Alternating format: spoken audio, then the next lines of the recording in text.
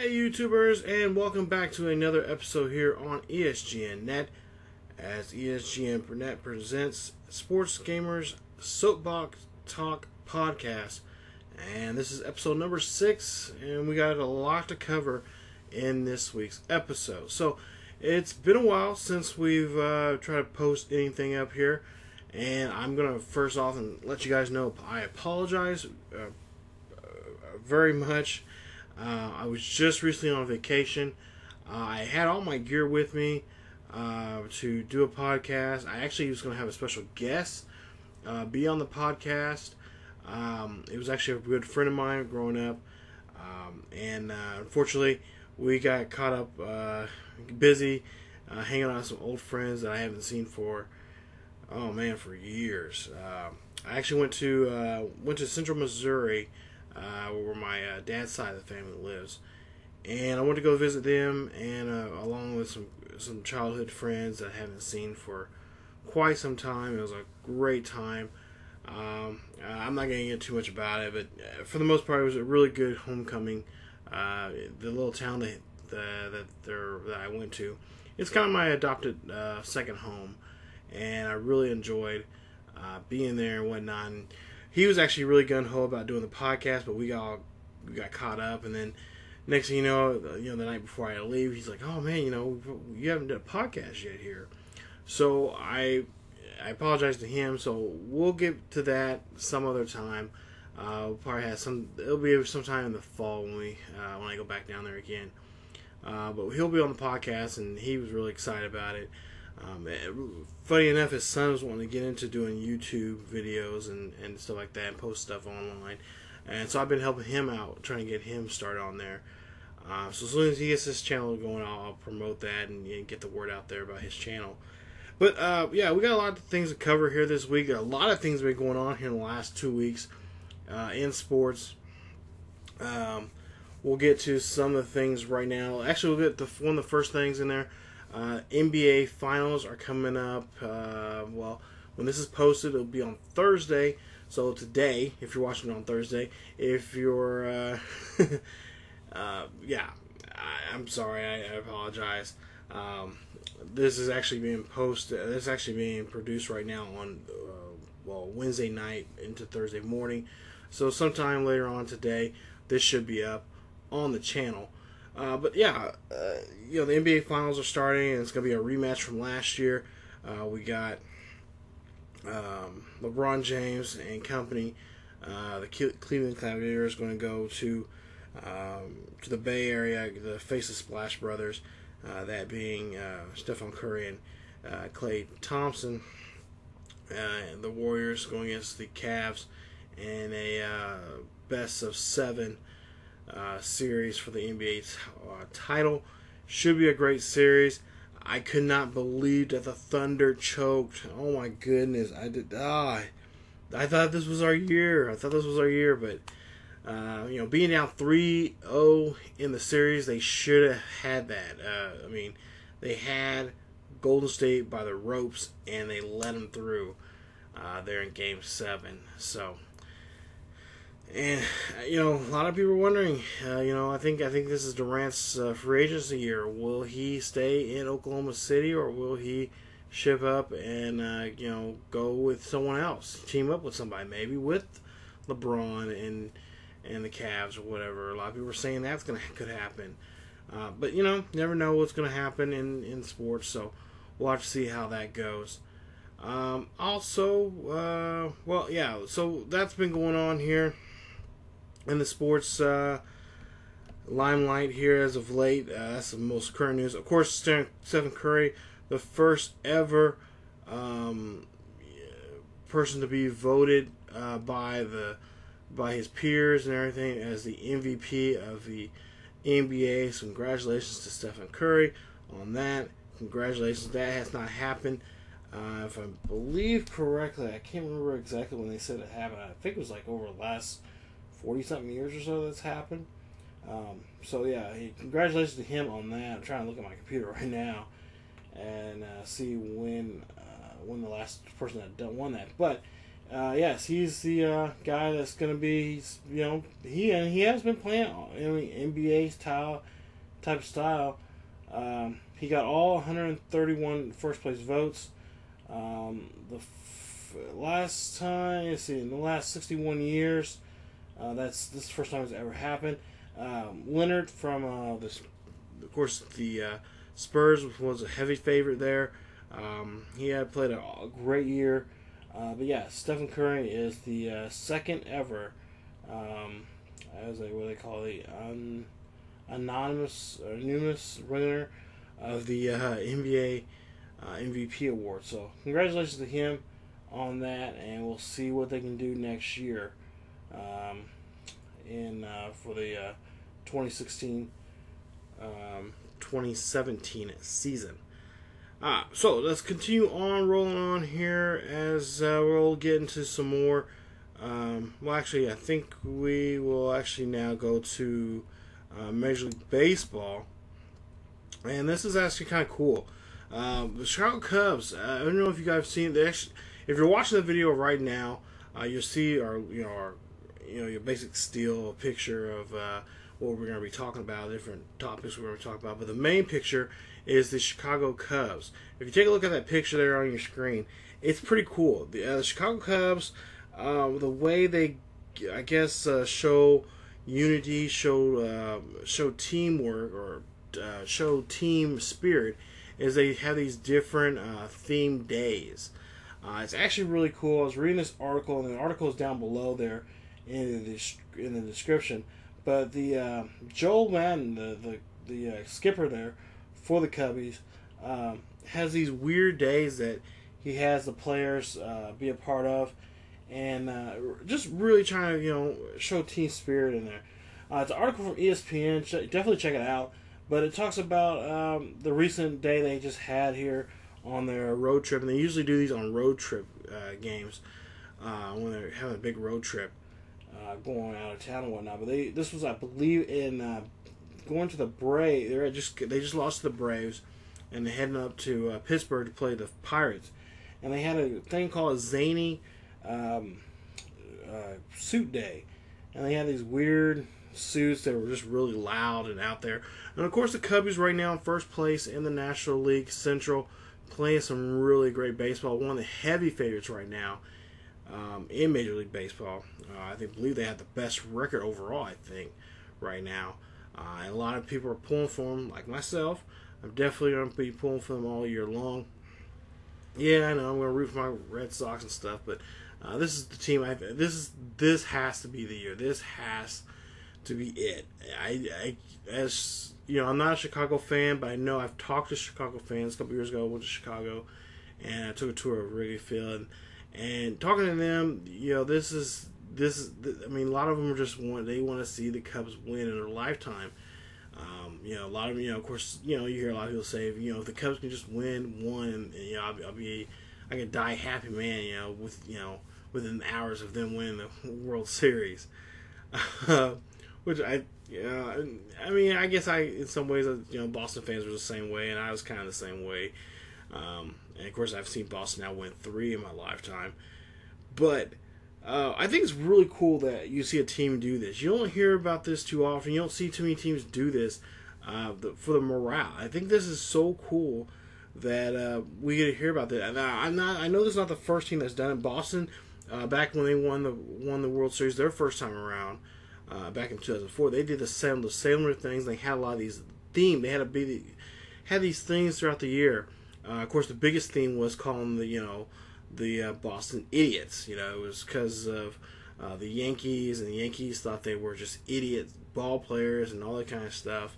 And then, the whole Big Papi and everything else just kind of grew life. And then the Red Sox Nation and, stuff like that just came alive and made something very organic and very something special with that. And I think that's the same thing that's going on in Chicago right now. They're in the North area. In the Northland. I think it's just something about this team right now. They're just playing. They just are in sync with one another, and I think that's going to be very helpful for them, especially on when they do have those bumps. in the road here. It's not. I mean, I wish them all the luck. I hope they have throughout the whole rest of the season. I hope they smell roses and get to the back to the playoffs and eventually to the World Series and win it. But there are going to be times where they are going to be there are going to be some tough, dark times where they're not hitting as well. They might get in a little bit of a slump and stuff like that. Not just the team. That's not individuals, but also as a team. So hopefully, this something like this. I think it's really cool how Joe Madden did this. There's also some Facebook or some Facebook pages. On the Facebook page, they got some of these pictures up. Also on their Instagram and also on their Twitter. A lot of the team players have their own Twitters. You guys can follow them on there. And I think it's really cool that they do this to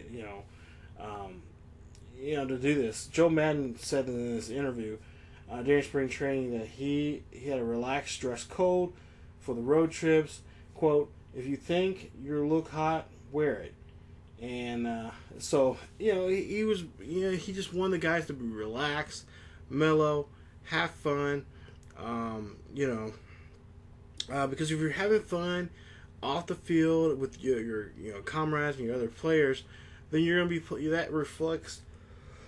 Excuse me. That reflects how you play on the field. And I know for a personal fact, when I was playing in high school and a little bit in college, we had the kind of the same thing going with our group of us as players and whatnot, where we did these funny things on the road to get our minds off. If we were 0-4 or whatever on in a series something like that, kind of get lower our guard down, not think about it, overthink a lot of things, because when that happens, when you play a game, hey, you're relaxed at the plate, you're more focused, your mind's not wandering off of, oh man, I didn't get that curveball last time, he's gonna set me up on that again, all those things come in play when you're on the back, because they say 70% of the time you're gonna fail in baseball, and 90% of the game is mental. So I think this is so cool. You got to read more of the article, you guys. I just read some snippets of that, but yeah, it really. I think Joe Madden is one of the best coaches right now. He's been around, even though he was with Tampa Bay those years that I really hated him, and he gave Boston a hard time and whatnot. But hands down, I respect what he does and how he gets his guys ready for the game and whatnot. And this is not the first time he's done this. He's actually done this back in pretty much all ball clubs he's been with. Really, with a lot of the teams the main two teams that he's really known to work with as a head skipper. Of course, that being Chicago and Tampa Bay. Tampa Bay had the same kind of laid-back style. That's one of the year they went to the when we were in the playoffs and playing very well there. So it's no surprise that this has happened again. And of course, like last year, they went to the National League championship game and unfortunately lost to the Mets. There was a lot of camaraderie. There was a lot of hey, we got here this year, we can do it again. We just need to tie some loose ends and find some key guys out there to help us out. And I think that's what's happening right now with that ball club. So definitely check out the team. I just love how teams get together like this, team spirit, team unity, and just making a positive thing and translating that from the off the field to the on the field. I think it's so awesome, so great, and that's the reason why they're playing so well in they're right now in the standings right now. Okay, so let's go ahead and move on to another thing, also in baseball. Recently, MLB was supposed to have a Puerto Rico series here coming up, I believe here sometime in June. or actually no, later, sometime later this month is June, so yeah, it was supposed to be happening here soon, but they went ahead and rescheduled. They're actually moving the event. There's an article down below. It's an MLB.com article. It's a really good article. Definitely check it out. But just a quick note on it. If they're what they're doing is they're going to it's the Florida Marlins and the Pittsburgh Pirates. It's supposed to honor Roberto Clemente on his day and whatnot, and his life, and his celebration of his life, and being a Major League Baseball player. And they're supposed to honor him in Puerto Rico. But the reason why they are moving the event, they're moving the event from Puerto Rico to Miami, is because of the scare of the Zika virus. Now, if you heard on the news or whatnot, hopefully you've been reading, or at least reading online or hearing about it on TV. But the Zika virus is, of course, carried by mosquitoes, and it can be transferred. They're asking a lot of women that are pregnant or soon to be pregnant not to go to South American countries, which is, of course, that's going to be a big problem this summer, because this summer is the 2016 Summer Olympics. And so there are a lot of countries that are trying to, especially here in the United States, trying to get vaccines and get people vaccinated, so when they go down there, they don't catch the disease. It's also sexually transmitted, so you can carry it while having intercourse with your partner. But yeah, it's a really good article. Read about it. But they are relocating it. It was supposed to be in San Juan, Puerto Rico. Now they're going to relocate it in Miami. They're honoring all tickets. The people that bought the tickets, they're honoring those tickets, and they can use them at the new venue, which will be at Marlins Park there. So yeah, I think this is a great idea. It's one of the things. It's actually it's a 4-game series. It's actually this weekend. So they're honoring Roberto Clemente, and like I said, they're moving the venue from Puerto Rico to Miami, which I think, like I said, is a great deal that MLB is thinking about the safety of individuals. We'll talk more about this later on in another episode about the Zika virus and what the Olympics are doing, because right now there's a whole shitstorm going on with that because of poor water. There's not many areas where there's clean water. They're actually having issues with political issues down there. They just removed a political figurehead there, and overnight brought in someone else. I mean, literally overnight brought in someone else to take over running the country down there. So there's a lot of things going on about that. And like I said, we'll have a special episode of that coming up when it gets closer. Actually, here in a couple weeks here on ESGNet about that. So yeah, that's the news. What's going on in the MLB. Let's move on to the NFL. Now, the NFL has some issues right now, warning players to not eat any meat overseas. Yeah, they are currently investigating a issue that's going on right now over in China. There's an article down below. It's from ESPN, and it says that they're warning a lot of NFL players to not consume any meat in China and in Mexico. There's a potential claim of a performance-enhancing drug that's in this meat. It's oh boy, I'm not going to try to attempt the name, but it's clenbuterol. It's banned under league performance-enhancing substance policy, and the drug is the drug tested program. Independent advisor told the league pretty much told all 32 teams, and all the players and the Player Association that players need to watch out with what kind of meat they consume overseas. It's mainly in beef, according to this article, but it's that the chemical that's in the food It's a muscle building and weight loss stimulant. It says, according to the NFL, it says players are warned to be aware of issues in traveling to Mexico and China. Please take caution if you decide to consume meat, and understand that you're at your own risk. So, players already know right now that they are at their own risk right now, taking that drug, eating or consuming food that possibly has that drug in it, and they can test positive for, for this drug, and they can be suspended. So, they're just letting all players know that, hey, this is your warning. We're letting you guys know.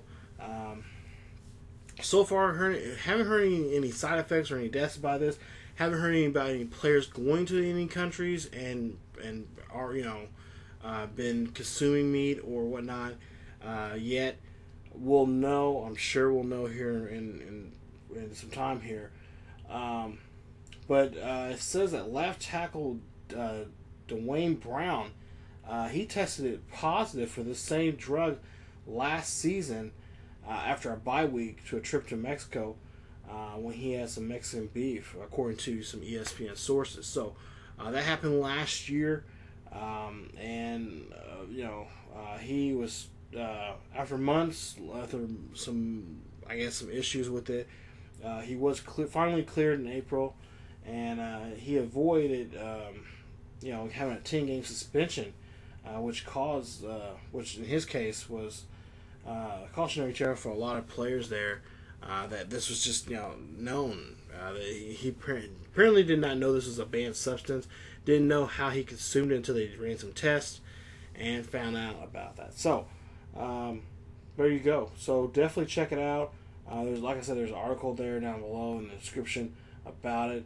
And of course, if you guys remember, the Oakland Raiders and the Texans will be playing outside of the United States as one of the two games.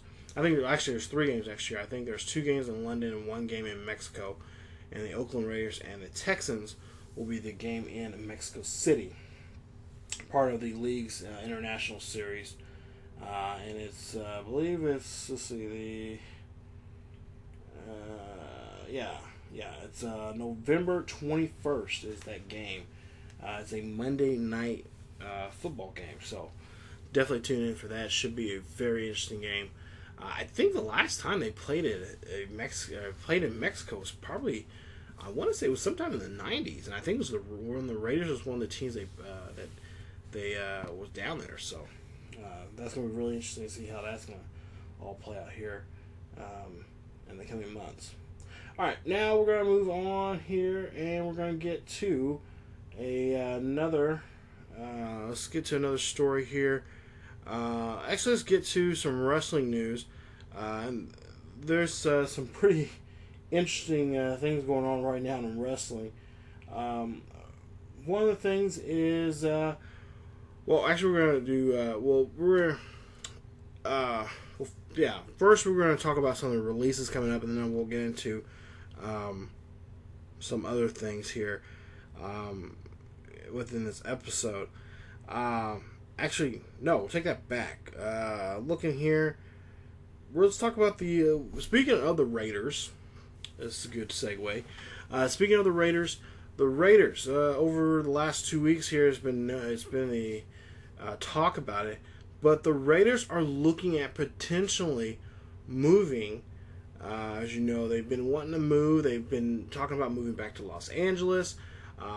Also, cities like San Jose, even in the state of Texas, in San Antonio. I believe, of course, Oakland, the city of Oakland is really trying to keep the team in the city there. Of course, the Raiders are hoping that they can get a bond passed to build a new arena there, or a new stadium, as they shell their Coliseum there, the O.Dot Cove Coliseum. But now, by the looks of it, they could be going to Sin City. There are talks right now with the city council there in Las Vegas, and of course the NFL's there also.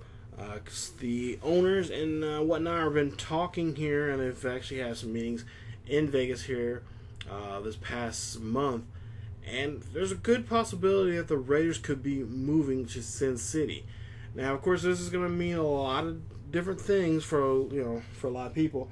This will be a great opportunity, great tourism, of course, for the state of Nevada. It's a destination spot that a lot of people want to go to, especially during the NFL season, when it comes to the hotels, and also when it comes to be quite honest, the pink elephant in the room, gambling. And that is one of the main concerns that a lot of people are really worried about, is having the players be there and possibly gambling. Now, as far as I know, NFL does have a strict policy about gambling, especially for the players that are not allowed to. But of course, there's always going to be someone who's going to try to find some kind of loophole, or try to make themselves exempt from that issue. But the Raiders, there's an article from Deadspin that says that Mark Davis has been toiling around this idea of possibly just taking the whole team and moving to Vegas. Now, Vegas, city officials already said that they would welcome the Raiders into town. NFL, according to them, would be a new dome stadium along the Strip, with the NFL loaning the team $2 million, and of that $5 million, they would of course have to come up with the rest. This is going to be, I believe, somewhere close to $100,000 or $100 million stadium, state of the art, and of course, you would have investors into this and all that kind of stuff. And of course, the city would have to approve it, and they would have to find some land there near the Strip for this, because that would be the area to really put that stadium at, to draw people away from the casinos, and of course, especially on game day, to go see I don't know, would they be called the Las Vegas Raiders? I don't know. But yeah, there's an article down below that explains a little bit more about the possibilities of moving. Of course, the Chargers are thinking about moving up to Los Angeles. And then, there's been rumors saying that the Raiders may switch cities with with the Chargers, as the Chargers would go to Los Angeles, and then the Raiders, actually it wouldn't be a swap, but, Chargers would go to Los Angeles, and then the Raiders would go from Oakland to San Diego there, which doesn't make any sense, because San Diego doesn't want to help out with, again, a new stadium for their football team there. I don't know how that would work out. So, but those are some of the things that have been going around, swirling around, and rumors have been going and whatnot. But like I said, you guys can check out more of that article down below there in the description. Of course, the Rams over the off season here have now moved from St. Louis and now moved to Los Angeles. They'll be playing in the Coliseum there, sharing that arena or that stadium with University of Southern California for a year or two, and then they'll have their own their own stadium there downtown, which is supposed to be state of the art. I mean, like futuristic type of looking arena, and that should be here in the next 2 years. They're looking at. So, not to mention, I think this season next year, Minnesota will be opening their stadium up, and then their downtown Atlanta, they'll have their new stadium, the Mercedes-Benz Stadium, which I went to this past fall when I went to the Colts Falcons game, and talk about a beautiful stadium. What that stadium is going to look like, that is going to be a very beautiful stadium, and I'm hoping to get a chance to go there next when they do open up, at the season they open up. I want to go back down there and see them play there in that new stadium. Should be very, very nice. All right. Okay, so moving on, we'll keep continuing on. Oh, speaking of the next segue, still in the NFL, we'll talk about now the LA Rams. LA Rams, of course, like I said, been in the news during the off season here, and this summer, you will be able to catch them on Hard Knocks. According to NFL.com story, down there below, the link is there. You guys can check it out, but they will be featured in a NFL. The NFL series there on HBO, the groundbreaking show called Hard Knocks. It's going to be showing them their transition from St. Louis to Los Angeles, California for this offseason. Should be a great watch to see. Of course, this is always great to see the Hard Knocks series there. A couple of years ago, they were, in Kansas. They were following the Kansas City Chiefs, and they follow teams around, show, the good, the bad, the ugly of the NFL. Players getting, signed, players getting released, players getting, potentially traded, injuries, and guys that got opportunity to were on the team last year. Didn't make it, maybe got on the practice team. Now this year they have a chance to be on the full squad. So yeah, it's a great series. Definitely, I don't know what you guys telling you guys for. A lot of you guys probably watch it, but I'm really interested to see how this is going to work out for the Rams and see how everything goes with them. So yeah, the Hard Knocks, I believe it will air on, let's see. It will air August 9th at 10 p.m. Eastern on HBO. So definitely check it out. Should be a great watch there, as we'll see the new draft picks they got.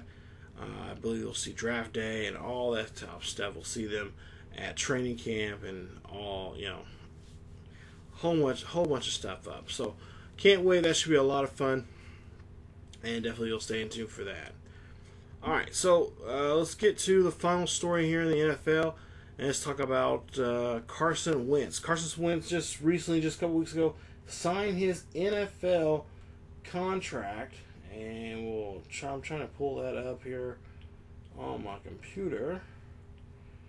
And he was the second overall pick in the NFL draft, and we'll see here.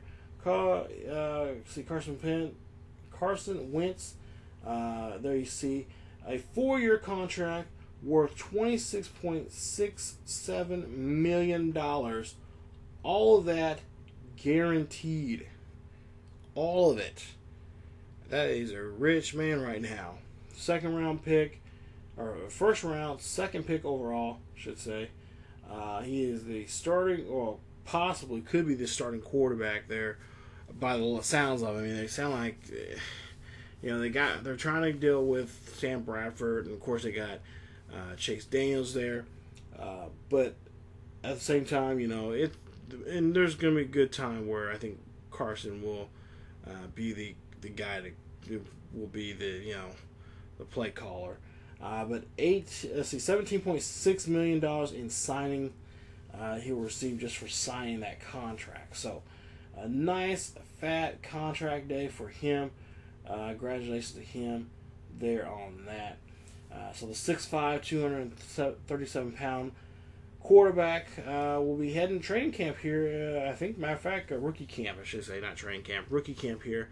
And by the sounds of it, he's been looking pretty good, pretty sharp there.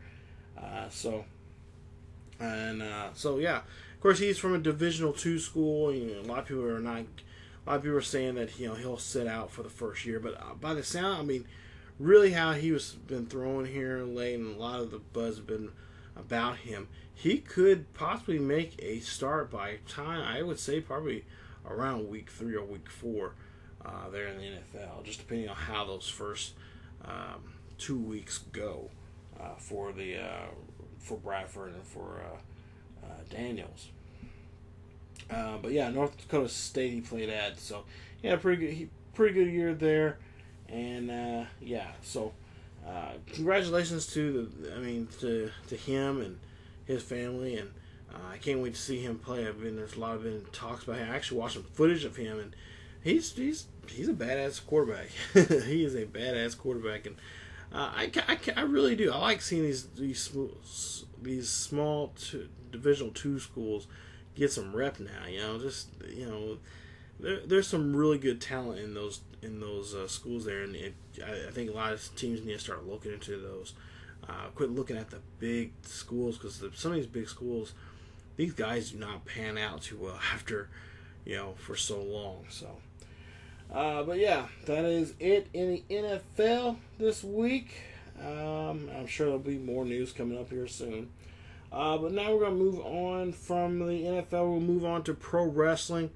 And actually, I want to talk about this. The WWE, what is going on?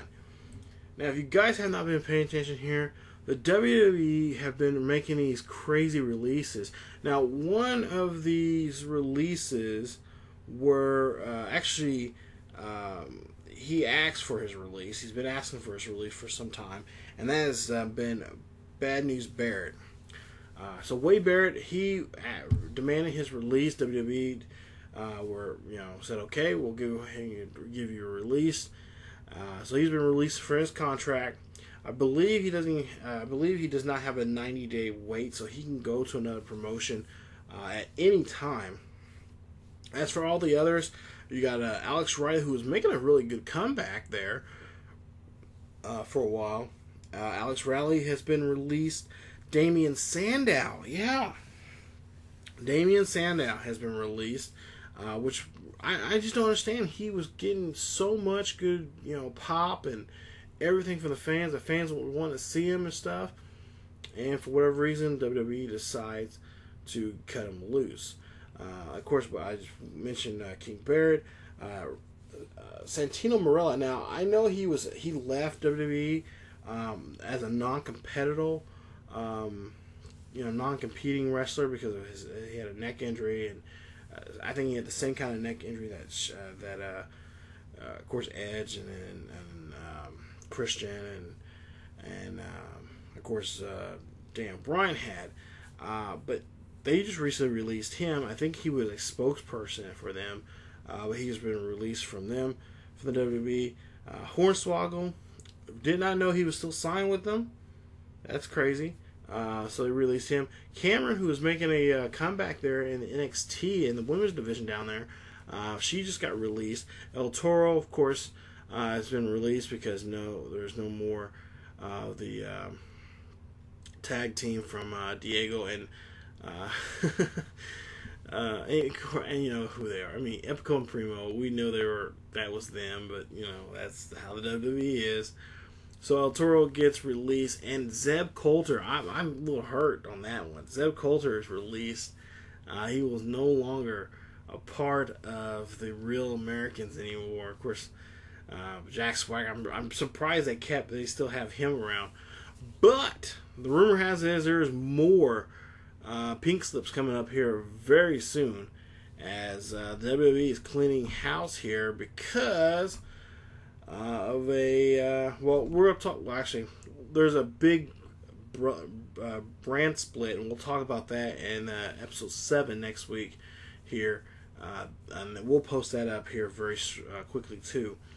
This episode 6 and 7 will be posted up. I'm trying to get them posted up within the same week so we can get caught up on a regular schedule.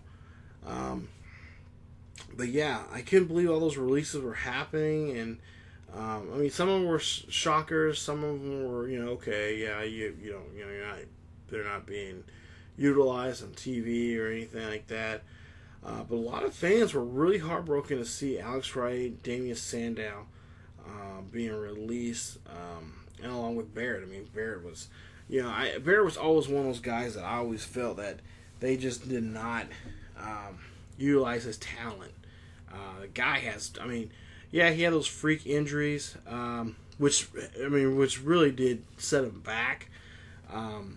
But yeah, he just, I don't know, they just didn't give a good push for him, and I hate to see him, take off and, leave, but hopefully we'll see him in at, a TNA ring or Ring of Honor or New Japan. Hopefully we'll see him again, here in the WWE. So, yeah, that's just so bad. I almost want to tear up on that. I mean, just couldn't believe it. About freaked out. I'm like, no, this has to be a lie. It has to be, you see it on the internet. It's like, nah, it's a lie. But yep, there, right there. There's a link to the website from the movies talking about the announcements of their superstar releases, and of course, they say there will be possibly some more releases coming up, as WWE is going to be doing a brand split here, and like I said, we'll talk about more about that in episode 7. There's going to be a lot of wrestling talk. We'll actually talk about Extreme Rules pay-per-view. We'll talk about that. Also, WWE 2K17 just announced a player that we'll be able to use in next year's game. So that's all in the next episode, and like I said, we'll post it up as quickly as possible. But also, to kind of wrap up today's episode here, I want to talk about the WWE Network and the hilarious. I mean, there's a lot of people say they hated it. It's too corny. They're trying too hard. But I think, in all honesty, I think this is probably the honest thing that the WWE has probably ever done to their superstars, and showing what we, the fans, see through our eyes. And I think Seth Green did his best so far here. I'm hoping we'll see a lot more of this.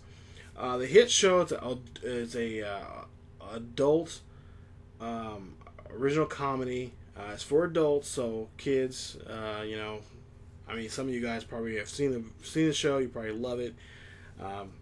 It's really for the adults, but I think at the same time, I think in some ways kids could watch it, but I don't think they would get some of the jokes, because a lot of the jokes are adults and whatnot. But you got the WWE Camp. It's a funny Camp WWE is a funny, hilarious little cartoon. It's an adult cartoon. Has a bunch of modern day WWE superstars and a couple of legends. You got them all. You got Stone Cold Steve Austin and The Rock, and as 8-year-old, they're all around 8, 9, 10-year-olds, which I kind of find weird, because on the show, you got Rock and Stone Cold Steve Austin who are 8-year-old, and you got Stephanie and Triple H who are teenagers. And I kind of thought, I'm like, maybe they should, Rock and Austin should be teenagers also, because they are older, around they're around the same age as Triple H and Stephanie, or maybe even a little older than them. So I'm like, But yeah, it's a funny, hilarious show. You definitely should check it out. I love the episode. I think the most recent episode I watched was The Rock got his eyebrow shaved. And that was hilarious. I've got to watch the newest episode, which is recently just came out. I think, and by the time I say this, I've already had another episode out. But the next one I'm watching is, I believe Stone Cold Steve Austin has driven Mr. McMahon crazy, and Mr. McMahon decides to up and leave the camp. And so, now there's going to be chaos going on and everything. So I think it's a hilarious, cute little show. And I can't believe I just said cute. But yes, it is a cute, little, hilarious cartoon. Animated series. I mean, in the show, if you pay attention in the background, you can see other WWE superstars. I think Kevin Owens, the Bella Twins, you got Roman Reigns, I think Dean Ambrose, I think he was in there, Undertaker, Big Show, Mark Henry is hilarious. You got corny old John Cena in there, which the first episode, you gotta watch the first episode, guys. I'm telling you, it cracked me up. I'm like, that is so Cena right there. Seth Green did his homework, both by the fans and about how John Cena's character, to me, really acts. I mean, to the T. I think it's hilarious. Mr. McMahon, he is over the top. Of course, they would make him over the top and everything. True to his character, he portrays as, the big bad boss of the corporate, the corporate titan that he is, of the corporation that is WWE. I think overall it's hilarious. It's a hilarious show. There have been a lot of mixed reviews. Like I said, take it with a grain of salt. Check it out if you haven't seen it yet.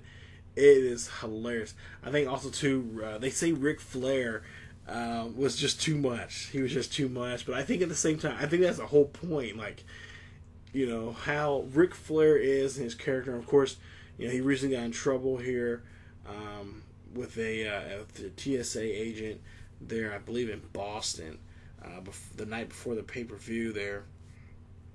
He got in trouble there, and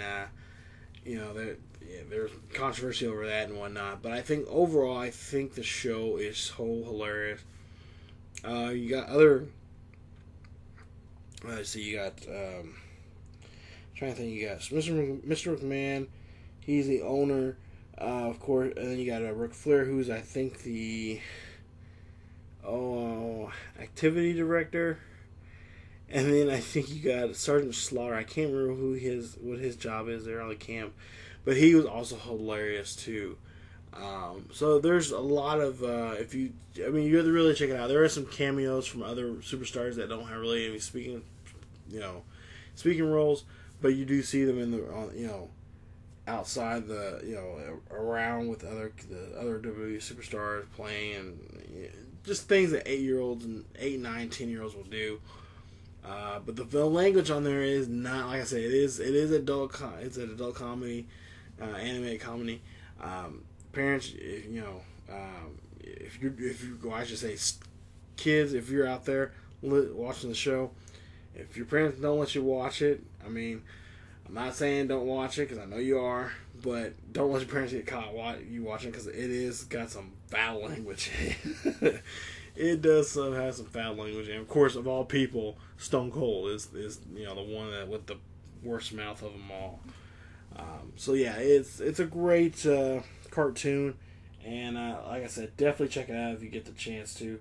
There on the WWE, you have to check. I believe it's on demand, so you have to go through like original programming and stuff like that on there to look for the new episodes.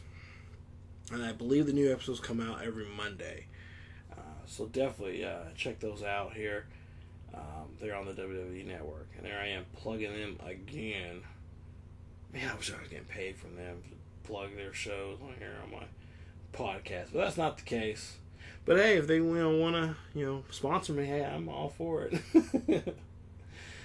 Oh, man. So, but like I said, this is pretty much it for the podcast this week. As like I said, not much going on.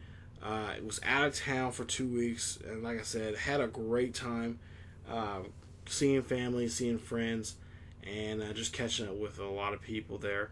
We'll have a podcast here with a guest here eventually or soon. I'm trying to get something set up with my buddy Steve.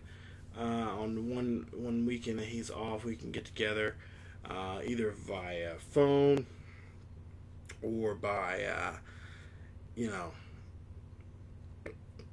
I don't know, Skype or something, or even maybe in the studio or something. We'll try to get something together and hang out and talk about pro wrestling and everything that's going on in sports. So that is it for me, you guys, this week here for the Sports Gamer podcast, the Sports Gamer Soapbox podcast. That is it for me. Hope you guys enjoy the show. And like I said, episode 7 is going to come out here very soon. And that one is going to be, I will say it will be heavy in wrestling, as we'll talk about the brand split, what my thoughts are about that is. Also about Extreme Rules. And also the return of the architect, Mr. Seth Rollins. Yeah, he's made a return along with John Cena. So how that's going to affect the brand split and also the titles. What are going to be about the titles? We got a brand new WWE World Heavyweight title. We got a brand new women's title, and we have the, of course, tag team titles that's been heating up here in the tag team division. We got to start thinking about those. So that is coming up. Oh, and not to mention, there is a cruiserweight title possibly coming back. There's a tournament right now going on. That'll be live on the WWE Network here pretty soon. Sometime this summer. and we'll talk about more about that coming up in the next episode. So, like I said, episode 7 very heavy in wrestling, and we'll talk more about all that stuff here in the next episode. So, thank you guys so much for listening. Check out the podcast. If you guys want more of the podcast, hit that like button. Also, if you're new to the channel, please subscribe and check out more of the Sports Gamer Soapbox podcast. Also, follow us on Facebook, Twitter, and Tumblr. The links are down below in the description. And as always, I'll see you guys next time.